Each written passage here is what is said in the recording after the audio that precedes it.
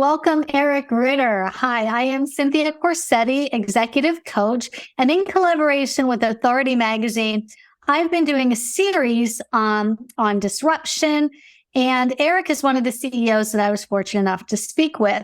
Eric Ritter is the owner and CEO of Digital Neighbor with over 20 years experience in his advertising and marketing. He is a neighborly agency, and he stands out as results-driven, and he proves kindness goes a long way in B2B and B2C. Eric's passion and expertise are in SEO, which is really important for everyone.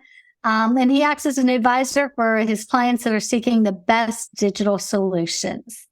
So, Eric, I want to let you have the floor for a moment just to give a quick introduction if there's anything I missed. No, first of all, thank you so much for having me, Cynthia. It's my pleasure. As you mentioned, I am the CEO founder of Digital Neighbor, SEO agency based out of Tampa, Florida. We serve clients nationwide out of here, and we just have fun doing it. We enjoy working with different businesses and helping them navigate the digital waters and making sure they get found online. Awesome. So you mentioned that one of your key traits for success is curiosity, and how you find it drives the formulas and the insights that you have. Can you tell me about a time when curiosity actually led you to discover something that significantly impacted Digital Neighbor, or even your approach to business in itself?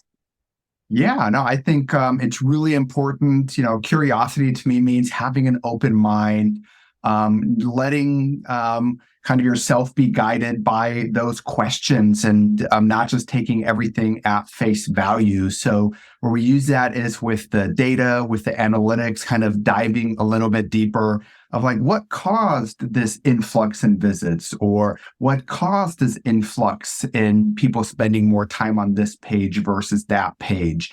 And so it really, almost on a ongoing basis kind of drives decisions here of where to advise and how to advise and consult clients there. From a business standpoint, for me, I think throughout my entire career, curiosity has allowed me to grow, the agency to grow. Of when someone says, "Hey, how do you build a website?" Something as basic as that. It's well, that's an interesting question to me. Research that and find that out. Early on in my career, I learned how to make websites, right? Just because I was curious about that, I wanted to learn that. So kind of having that drive and not just pushing it to other people or trying to find other people, but really trying to find out for yourself how to do something, I think really has really helped get me in the direction that I'm going now. That curiosity basically created your business. Yeah, that's very true. Yeah. All right. I love that. So you also discussed the importance of disruption in your industry, and you talked about how AI represents just the tip of the iceberg. Can you talk about any upcoming technologies or trends that you think are going to be disruptive in the near future? Yeah, I think, we're at the very beginning of AI. We don't know where we're going to end up. We don't know where it's going to take us. It's an exciting time kind of being at that beginning of the trend that's really coming down the pipeline there. So I think just saying AI in general is really cover so many different areas, whether it's content creation, whether it's design, whether it's data analytics, whether it's how people are going to search, how people are going to find things, whether it's chat there. I think there's so many different areas. We don't even know, maybe in 5 years, we're all going to just be talking to computers. We won't even be using keyboards anymore because AI is just going to take whatever we say and translate that into the commands for the computer. So I'm really excited to kind of see how it evolves over the next couple of years. And I feel like for me, really in the industry, it is just staying on top of it and understanding kind of where we're going. Google is kind of our bread and butter, right? That's where most people search, and understanding how Google is seeing AI, how it's expediting the algorithm update. So an algorithm update is when Google kind of fine tunes how it ranks the websites and reorders them. And it used to be every couple of years that there was a change. Now Google's trying to keep up, and every couple months now we're seeing a big algorithm update. So I think beyond AI is really the big thing. So I'm not even looking beyond that at this point. Yeah, a few years ago, we never expected like Chat GPT to be taking that. I'm on a first name basis, like morning chat. How's Right. Yeah. because it's just such a big part of our lives now.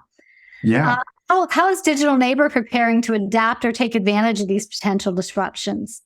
Yeah, I mean, so we're already integrating it into everyday operations. So I've really challenged the team of, hey, like being on a first name base with ChatGPT. That's why I expect everybody here to be, right? To what are those prompts that you need to put into ChatGPT? It's a whole new career field, being a prompt engineer, knowing how to talk to these AIs and how to get the best possible output from them by having the right input, right? So that's one way that we're really preparing is almost using it as another team member, right? Just getting some ideas like, hey, here's 5 subject lines I came up with, give me a couple more, right? So simple things like that, all the way to, here's my outline of a page, write this page for me, right?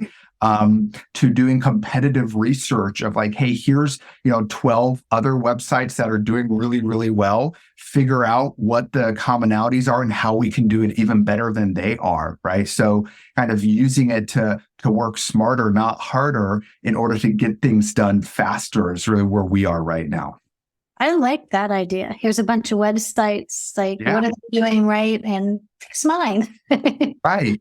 I like that Exactly. idea.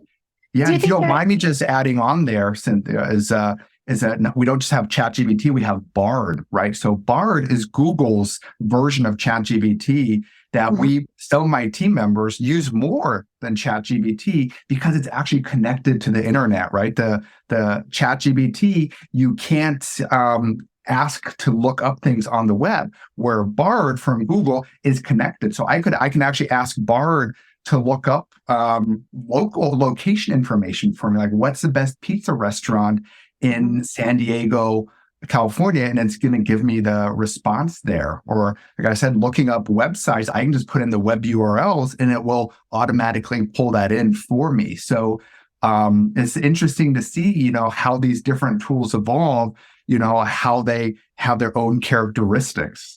You actually just reminded me of that because I get stuck in that Chat GPT like world and I forget that the Bard is out there. And I think they both have limits though, as far as like, if you say analyze this data, there's still a limit on how much data you can import at any time. But there are definitely differences that are important.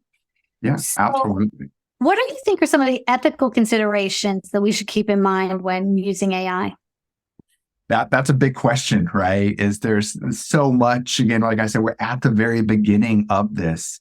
And, I read an article in the New York Times a couple months ago that compared the AI revolution that we're seeing right now, very similar to when nuclear power came online, right? And it was wielded by the government, right? And they realized, hey, there's a lot of good that can come from this, nuclear power, fighting diseases, but it also in the wrong hands, it can blow up an entire country, right? AI is potentially similar to that, right? In the wrong hands, it can do a lot of bad things from hacking into systems to malicious attacks there as well. So I think we need to be really, really careful kind of how we use it and how we roll it out, so again, I see a lot of publications that will clearly label AI generated or written with AI. And I think that's a great step in the right direction there of just making it very clear that AI was used here. And I think that's something that's important there, is to keep in mind that we need to be very direct, very clear with it, and also teach people how to use it, right? So from a young age, right? I remember when I was in school, we got the first steps. This is how you send an email. This is how you get online. This is how you use the internet. Don't trust everything you read online, because, anybody can write something online. Now it's like, hey, it could be written by a bot, by an AI. You could be talking to someone that's not even a real person. So I think those are really important steps that we need to figure out really quickly and start putting those into place. Very, very good points. And I agree 100%. Even like at the beginning of our call, I have AI on here taking notes. So Yes. for that, clarity and transparency. So your emphasis on chatbots for customer service really caught my attention. How do you strike a balance between automation and human touch? Yeah, that's really hard to do, right? Because really, in order for us, like we talked about earlier, coming at the beginning of AI and trying to figure out where it's going, is for the majority kind of that the people to adopt it needs to be more human-like, right? It needs to not just be like a sci-fi robotic whatever. It needs to be something that we can trust, and the way we can do that is by making it more human. So customer service is by its nature something that, let's say at best controversial, right? Because people a lot of times are unhappy. They want to be heard. They want to have answers quickly, right? And that's what an AI can do, is it can get you those answers that you're looking for quickly. So it can be much faster than a human, right? It scales to infinity. Where we're limited by humans, only so many people can answer questions. But if we have the AI there, it can answer questions much quicker than a human could. And so I think that can really help. But really striking that balance I feel like it's just like a phone tree where you have that, might have that number. Like if you want to talk to human, push 9 is where you have the option to kind of get those quick answers. Maybe I just want to look up, how's this item shipped, or what is the price of this, right? And that's something that can be done pretty quickly. And as long as it's programmed to respond, in that kind fashion that we expect from a human, I think that's fantastic. But also giving people that option to, if it's really necessary, to still communicate with a human at the end of the day. So I was intrigued by your concerns about how future generations will be using AI. So as someone who's integrated AI into your business model, what steps are you taking to ensure that it's used responsibly by both your organization and as an industry as a whole? Yeah. So internally, just having open discussions and having kind of conversations about it. I can still tell, at least I think I can, if someone used AI to generate an email or to write something, right? And so we'll have those discussions of saying, hey, listen, this looks totally different than if you had written it, right? And so then we talk about that on a case-by-case basis, like why did you feel like you had to, use it to this extent here? So really just kind of calling it out when you see it and kind of really talking about it, I think is part of that responsibility. And then also kind of client communication or client education, right? Because our business is we work with clients day in, day out, whether B2B or B2C, and just having those open discussions with them that like, hey, we're using AI for, generation of this content. It's still afterwards, there's still an editor that reviews it. That's one thing that we put in place. So anything that's generated still needs to go through human hands. Mm-hmm. Or needs to be rewritten, needs to be edited to an extent before it's published, right? In there. And so that's what we try to kind of do internally, making sure that we have a system of checks and balances, I think is important. And then as far as an industry goes, is we're so on the very start of this, is just kind of raising your hand and talking. I'm a member of the Advertising Federation here locally, just kind of bringing that up in the meetings of like, hey, how are we gonna deal with this, and how are we gonna talk about this? Industry honest. Exactly. Kind of talking to other people in the industry and kind of try to figure this out together as an industry. Awesome. So the series was on disruption, and you had some great thoughts on disruption. So I just kind of want to dive into that a little bit. And I want to ask you first, if you can tell me what you think, like when someone says disruptor in industry, what comes to your mind as far as definition of disruption? Yeah, so that's a good one as far as definition goes. Is it really depends on the context there. For me, it always has to do with technology coupled with innovation, right? So that you're kind of combining those two together is how you can disrupt something, and that would be my very basic definition there. Okay. How has disruption helped your career? Like looking back at your careers, how is not disruption, but being disruptive, being a disruptor, how has that helped your career grow? Yeah, I mean, so just using that definition, kind of innovation and technology is when I came out of school, I went to school for advertising, right? And so when I came out, it was a lot of print. It was a lot of billboards, a lot of traditional, and kind of coming up with being the one in the room to kind of raise my hand and say, hey, we should be looking at not just putting it on TV, but putting it online, putting it on YouTube as well, or that instead of just putting it in the newspaper, we should be putting it online as well. So kind of being that one in the room to raise your hand and say, hey, there's other applications here beyond just the traditional channels that we've used in the past in order to get the word out, in order to kind of help the clients that we're working with in advertising to reach their audience. Mm-hmm.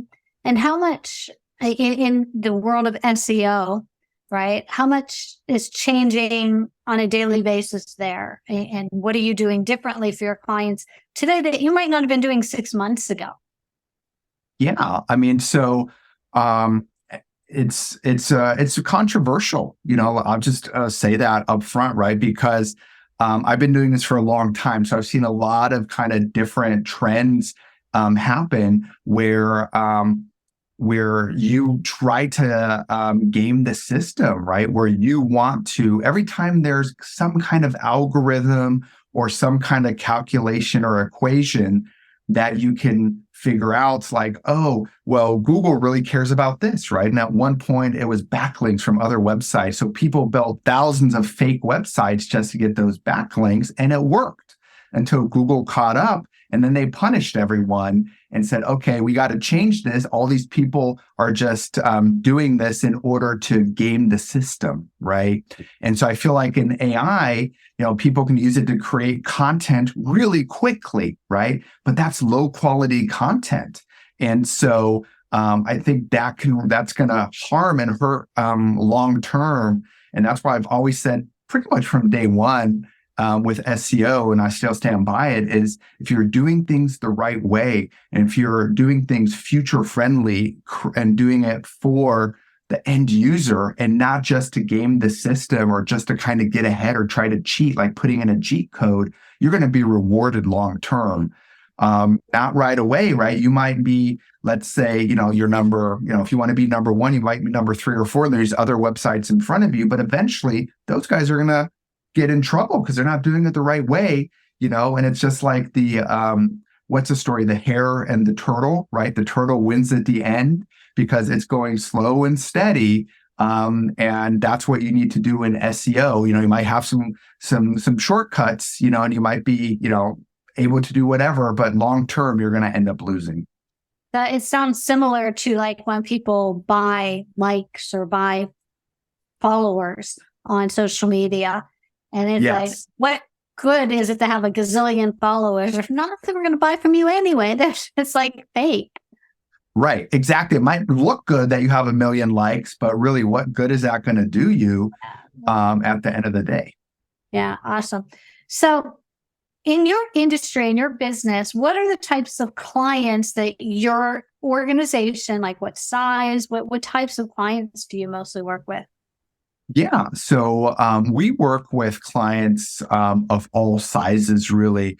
So we started off here as the neighbor, we fashioned ourselves kind of that neighborhood SEO agency. So we work with a lot of local, small brick and mortar mom and pop shops, kind of helping them compete against the Walmarts and the Amazons or the big retailers, or big websites, online, because I feel like that's was something that was near and dear to my heart, that I really enjoyed doing this SEO, and I really wanted to kind of help out those smaller businesses. We still have a lot of kind of those mom and pop smaller businesses, but we've grown and evolved, and we have larger Fortune 500 companies that we work with now as well, big B2B companies. And I think it's fun to have a combination of different clients versus, just being, I don't want to offend anyone, just being bored working with one sort of client, day in and day out.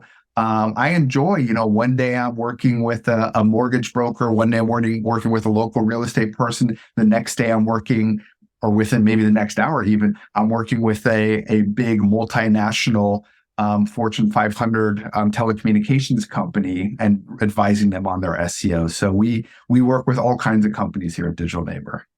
So you just said something that might spark interest from some of the smaller organizations out there, some of the entrepreneurs.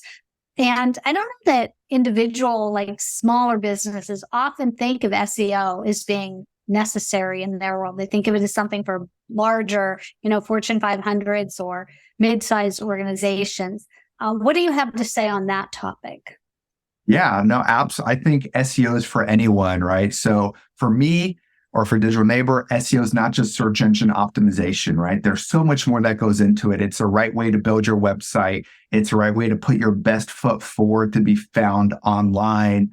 And it's not just in search engines, right? So there's maps, right? So many people, if you're a local business, they're searching on Google Maps, on Apple Maps, on Bing Maps. And you want to be there if they're looking for a local roofer, if they're looking to get their pipes, fixed that are burst, right? You need to come up there when they're searching for you. And even if people know about you, they're still going to search for you, and you better come up at the top and look really, really pristine and really clean there, else they won't trust you. They're going to kick the tires and well, their website doesn't look that great. They don't have their reviews are really kind of bad. I'm going to go work with someone else, right? So I think for a small business, even if it's not your primary marketing strategy, you still want to be there, because people are going to search for you to make a decision, right? Even if it's not the first touch point there. And plus, people don't just search on the search engines. I teach here at the local university, an adjunct professor, and I learned so much from my students, right? And so one of the newer things I learned is the younger generation, the sophomore, the juniors, they don't even trust Google. They're searching on TikTok, right? That's where they're getting their information. So when they want to get, hey, I want the best ramen restaurant in Orlando, Florida, they're putting that into TikTok and looking for the videos on there and making a decision based on that. So as a small business, understanding where are your potential customers looking for you, and then owning that. So is it Snapchat? Is it TikTok? And that's where you need to be. So I think again, it's I kind of went all over the place there, but I think I got to the point that SEO is for everyone. Yeah, it's actually a little scary. People are looking for their information on TikTok. Yeah, I couldn't agree more. So finally, as we wrap up, I loved your idea about replacing conference swag with sustainable client gifts. Can you tell me more about how you've been able to implement this vision? Yeah, absolutely. So it's one of the things that's near and dear to my heart that I've carried over into the organization, right? It's just sustainability, environmentalism. I think it's just so important. And it's not just in our daily lives where we're, opting to, as silly as it sounds, reduce, reuse, recycle, right? We want to also do that at larger scales. And so as a business, when we give out gifts, we either give out donations in our client's name, right, to the charity of their choice, right? Or we make sure that it's not some kind of plasticky tchotchke, right? It's something that they're going to use, whether it's a blanket with a logo on it or a nice tote bag there that we know isn't just going to end up in some landfill there. So we really do that on a personal level. And it's something when I have the opportunity with other owners and other agencies, business out there, something that I talk about a lot. And it also sparks conversations, right? When I'm walking around with my reusable lunchbox with my logo on it, people are like, oh, that's so cool. It's like, yeah, we give this away, because we want to make sure, that people are have something that they can use over and over again, versus just a one-time piece of swag that's that was just made for a single use and will never be used again. Are there any challenges to getting buy-in from stakeholders for such initiatives? Luckily not. So it's been pretty well received, so I think it's something that, it's very easy for people to get on board and to kind of understand that only, just a dollar and cents sometimes, right? It's going to be more expensive, right? To have the 100% organic blanket versus, just sending out, some pens, and I'm trying to look at my desk, but there's no tchotchkes on here, which is a good thing, right? I'm saying here that I can think of there that it's going to be much cheaper to just kind of give away. Yeah, I have my little uplift desk freebie that I got when I bought my desk. Pencil holder. I like that. Very cool. But I guess it's recyclable. It's bamboo, so that's positive. Right. Okay. So that being said, the people that will be listening to this interview are likely the people that read your article and wanted to know more about you. So in this last couple of minutes, is there anything that you want people to know about who you are and why you do what you do? Yeah, I mean, so I'm not only the president and founder, or I'm sorry, CEO, founder of Digital Neighbor. I also, on the personal side, I like to style myself as the SEO sommelier, right? So I kind of compare it a little bit to kind of Digital Neighbor is my day job as a Bruce Wayne, and then in the evenings, I become the SEO sommelier, kind of like Batman, where I help people with break out of kind of boring SEO, right? So it's just something where I can, because SEO is so near and dear to my heart, that I feel like that's something that I really want to make it easy for everyone to enjoy, right? It's just, and I grew up in Germany, in a wine region, and saw how wine can create community, how it brings people together. Everybody can enjoy, a nice bottle of wine with dinner, and you don't need to know everything about it, right? And to me, it's a lot of similarities to SEO, right? Is that there's so many different ingredients that go into it and so many different factors. And just like it's a wine sommelier's job, which by the way is I'm not a wine sommelier, but I have friends who are. And it's an unbelievable process to get certified through that, which I give a lot of props to. And so I'm not a wine sommelier, but I'm an SEO sommelier, making SEO fun and approachable for everyone. And so not only do I have my Digital Neighbor day job, but I also, outside of there, I have events here in Tampa where I speak. I do consultations and just really enjoy talking about SEO. No matter what that is. Like I said, it's not just Google, it's also TikTok, it's on the maps, it's all over. People are searching. I even recently worked with a musician who helping the musician getting found in Apple Music and Spotify and Pandora, because you need to be optimized there in order to get found, because people are searching there. And so I thought that was just so interesting. And so I really enjoyed kind of learning more about that as well, and kind of understanding kind of the search and potential search optimization for musicians to get found as well. That's really interesting. I purposely left that sommelier reference out of your introduction because I was hoping you were going to bring it up when I asked this last question. I thought it was a great analogy. I really liked it. And I think that I agree with you with the schooling and the training that they have to go through, but I'm going to guess that learning SEO at the levels that you have to know it is probably just as complicated as being able to taste a wood something from Right. wood. It's challenging. Yeah. Well, I like to think so. Thank you. Yeah. It's definitely a lot of different things that go into it for sure. Yeah.